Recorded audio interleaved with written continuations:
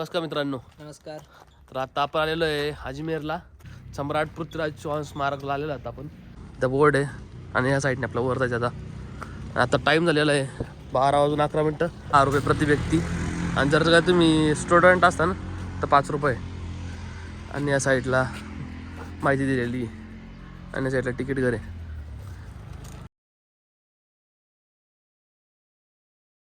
त्या garden type बनवलेलं आहे आणि इथून रोड आहे आपला जायला. हा रोड आहे. सम्राट पृथ्वीराज चौहानचे राज्य होतं. त्यांचं एवढं राज्य होतं बघा, तुम्ही बघू शकता. चित्रकूट, अजमेर, नागौर, खंडेला, दिल्ली, हस्तिनापूर, भादरा, नौहर, भडिन्ना एवढं राज्य होतं सम्राट पृथ्वीराज चौहान यांचं. आणि इकडं पृथ्वीराज चौहान आणि त्या साईडला आहे तारागड किल्ला आहे.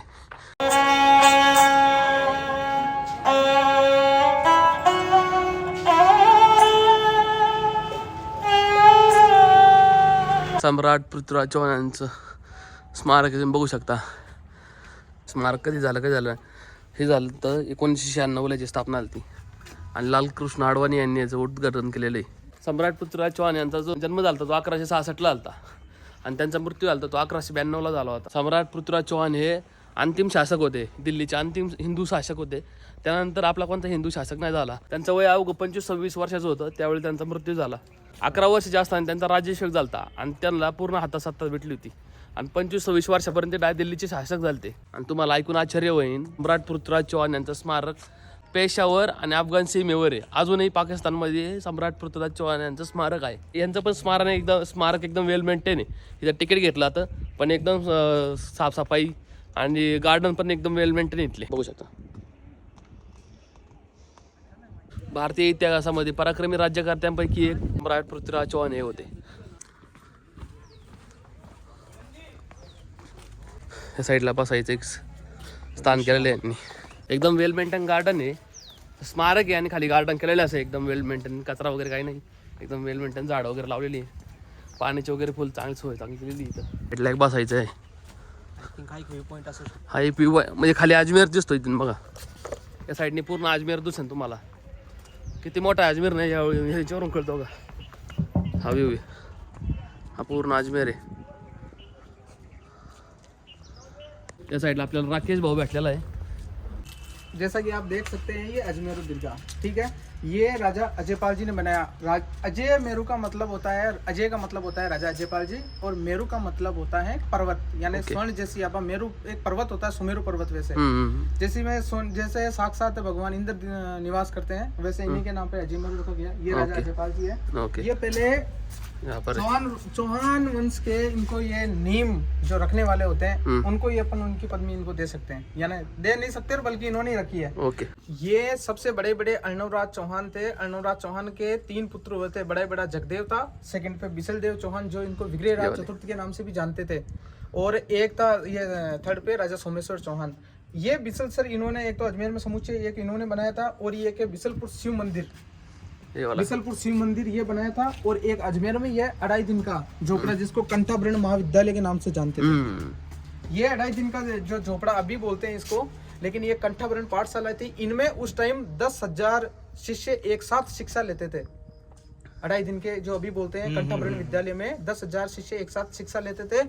उस टाइम उनमें 6 साल 6 महीने और 6 दिन का शिष्य जाता था शिक्षा पाने के लिए। और 18 साल का शिक्षा, ये जो क्षत्रिय होता था वो तो शिक्षा लेकर के निकल जाता था, और जो ब्राह्मण जो होते हैं वो लेवल के ये 24 से या 25 साल के लमसम ये शिक्षा लेते थे, क्योंकि उनको आगे भी शिक्षा देनी होती थी। इस 2.5 दिन के जो अभी बोलते हैं कंठाभरण, इन पे लिखा हुआ है हरिकेली, जो मतलब संस्कृत में कुछ पंक्तियां भी लिखी हुई है। हरिकेली इनको ये कवि के रूप में भी दर्जा है, जिसमें अर्जुन के पास में वो तीर खत्म, मतलब बाण खत्म हो जाते हैं, महाभारत शुरू होती है उस टाइम जो खत्म हो जाते हैं तीर, तो वो शिव उपासना यानी भगवान की भक्ति करता है, शंकर भगवान की, तो उनका मतलब जो मिलाप और जो वो बातें हैं वो इन्होंने उसमें लिखा हुआ है। अच्छा, ओके। है रानी संयोगिता सम्राट पृथ्वीराज चौहान की अंतिम जो बोलते हैं वो रानी है। ये कन्नौज की है। इनके पिताजी का नाम है जयचंद्र राठौड़, जिसको हिस्ट्री में दगाबाज के नाम से भी जानते हैं। ये क्या कि जो एक बार चंद्रवरदाई जब अयोध्या जाते हैं अयोध्या जाते हैं तो रास्ते में कन्नौज पड़ता है, तो बाद में ये बार बार आग्रह करने पर चंद्रवरदाई जी को बोलते हैं कि आप यहाँ पे हमारे कन्नौज में रुको। तो ये बोलते हैं पहले मैं श्री राम के दर्शन करके आऊँगा अयोध्या जाके, फिर बाद में यहाँ आऊँगा। तो वो क्या है कि फिर बाद में दर्शन करते हुए वो कन्नौज की तरफ रुक जाते हैं। अब एक कवि ऐसा होता है कि उनका कोई शत्रु नहीं होता, वो किसी के भी सामने खरी खोटी सुना देते हैं। तो बाद में ये अपने इनकी चंद्रवरदाई की सबसे बेस्ट रचना है भवानी चंद। तो इन्होंने सुना करके और सम्राट पृथ्वीराज चौहान उन्होंने रचना सुनाई, तू ही अन्ना दी, तू ही अन्ना दी, तू ही बाग माया, शिखर पे फुहारो तेनो, अशोर रूपनो सोनो तेरो। और सम्राट पृथ्वीराज चौहान की भी इन्होंने बहुत बड़ी बढ़ाई कर दी थी। तो उनमें जो रानी सुयोगिता थी, तो उसने सोचा कि भाई ये चंद्रवरदाई इतना मोटा तगड़ा, इतना अच्छा है, सोने के आभूषण ऐसे पहना हुआ है, इतना अच्छा है, तो भाई ना जाने वो सम्राट पृथ्वीराज चौहान भी कैसे होंगे। तो इनके मन में एक उनकी छवि बन गई थी और उन्होंने जानने का आग्रह किया इनसे। तो फिर बाद में क्या हुआ कि ये उनका जो कभी देखा नहीं था संयोगिता ने कभी सम्राट पृथ्वीराज चौहान को देखा नहीं था, लेकिन उनका ये जो उनकी गाथा है, वीर गाथा है, जैसे उन्होंने 12-13 साल की उम्र में शेर का शिकार कर दिया, उसको जबड़े सहित फाड़ दिया, और मतलब तलवारबाजी में से एक्सपर्ट, उनकी तलवार बहुत बड़ी, मतलब 60 kg की, मतलब ऐसी ऐसी चीज़ें उनको सुन करके उनका मतलब प्रेम हो गया था उनको, अनुराग जो इसको वो बोलते हैं, वो प्रेम हो गया था। ये चंद्रवरदाई है दीर्घा बनी हुई है, जिसमें मेन इनका उल्लेख, ये जो चंद्रवरदाई थे ये इनके रासों के कवि भी थे और एक अच्छे मित्र भी थे, और ये वीर संयम राज की इनमें हिस्ट्री है। ये जब इनका एक बुंदेलखंड का जब युद्ध बोलते हैं, आला उदल का जो बोलते हैं, उनके साथ में हुआ था, तब इनकी जो वो होते हैं दशा युद्ध के दौरान इतनी वो भयानक हो जाती है कि ऊपर से गिद्ध टूट टूट कर इनका मांस खाने लग जाते हैं। तो फिर जब मांस खाने लग जाते हैं तो जो पास में जो होता है क्या नाम इसका, वीर संयम राज, ये इनकी देखता है दुर्दशा को, और फिर जमीन से कटार उतारता है और अपनी जांग में डाल करके फाड़ कर ये अपने मतलब जो मांस के जो टुकड़े होते हैं वो इन पे जो गिद्धों पर फेंकता है। तो सम्राट पृथ्वीराज चौहान जो होते हैं, तो वहाँ उनका तो ये ज्ञान, वो बाजों का ध्यान भंग करने के लिए ये मांस के टुकड़े फेंकता है ये संयम राज।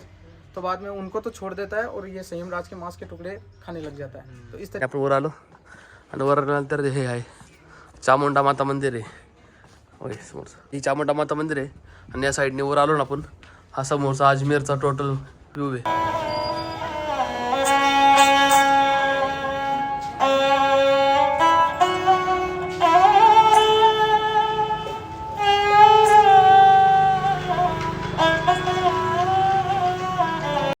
शब्दवेदी जो सम्राट पृथ्वीराज चौहान है, वो शब्दवेदी धनुर्धर में बहुत ही निपुण थे। यानी आवाज़ को सुनकर, वैसे जैसे राजा दशरथ वो तीर चलाते हैं, वो बाद में स्वर्ण को लग जाता है, वैसा वाला तीर। तो ये क्या कि जब इनको धोखे से जब बंदी बना लिया जाता है, तब ले जाने के बाद में इनको अफगानिस्तान जो होता है वहाँ लेके जाते हैं मोहम्मद गोरी। वहाँ ले जाने के बाद में वो तो बैठते हैं ऊंचे आसन पे, और फिर बाद में इनको जकड़ करके बेड़ियों से, फिर उनको बोलते हैं अपनी आंखें नीचे झुकाने के लिए बोलते हैं, लेकिन ये अपनी आंखें झुकाते नहीं है। ये बोलते थे मैं असली हिंदू हूँ, मेरी आंखें तो झुकेगी नहीं। तो बाद में जो मोहम्मद गोरी होता है वो इनकी जो गरम गरम सलाखों से इनकी आंखें फुड़वा देता है। फिर बाद में इनको कारागार जो कैद होती है वो उनमें डाल देता है। फिर इतना सब होने के बाद में चंद्रवरदाई फिर इनसे मिलने के लिए जाता है। मिलने के बाद में ये क्या, जब आपस में जो जेल जो होती है उनमें जैसे बैठे रहते हैं, तो बाद में जो सिपाही पहरा देते हैं तब वो ऐसी वार्तालाप करता है कि आज के 1 या 2 दिन बाद में यहाँ पे तीरंदाजी होगी। तो फिर बाद में चंद्रवरदाई को एक अच्छा सा अपने दिमाग में एक विचार आता है, क्योंकि होशियार भी होता है और कवि भी होता है रासों का। तो फिर बाद में वो उनसे मोहम्मद गोरी से मिलने का आग्रह करता है।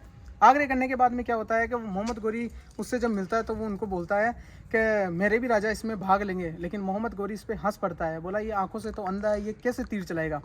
ये इतना सब करने के बाद में फिर भी उसको मतलब जो बोलते हैं करने के बाद बार आग्रह से वो परमिशन उनको दे देता है।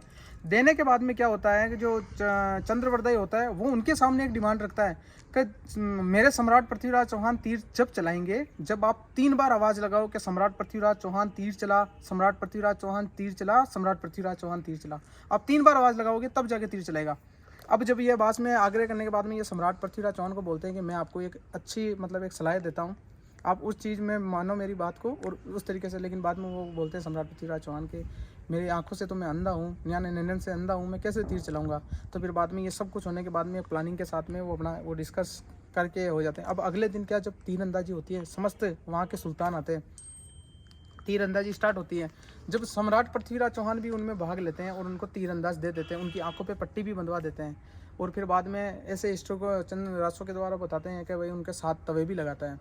तो फिर बाद में ये लगाने के बाद में जब सम्राट पृथ्वीराज चौहान को तीर दे दिया जाता है, तब जो पास खड़ा होता है जो चंद्रवरदाई, वो उनको दोहे में, यानी वो भाषाएं बहुत जानते थे, यानी 5-7 प्रकार की भाषा में निपुण थे, मगधी वगधी ऐसी। तो जब ये सब करने के बाद में चंद्रवरदाई उनके पास में जाता है और उन सम्राट पृथ्वीराज चौहान को बोलता है कि 4 बास 24 गज अंगुलष्ट प्रमाण ता ऊपर सुल्तान मत चुके चौहान, यानी ये दोहे का वो मतलब वो बताते सम्राट पृथ्वीराज जो चंद्रवरदाई होता है वो फिर मोहम्मद गोरी को इशारा करता है, आप आवाज़ लगाओ, यानी अपने वचन वाला 3 बार आप आवाज़ लगाओ।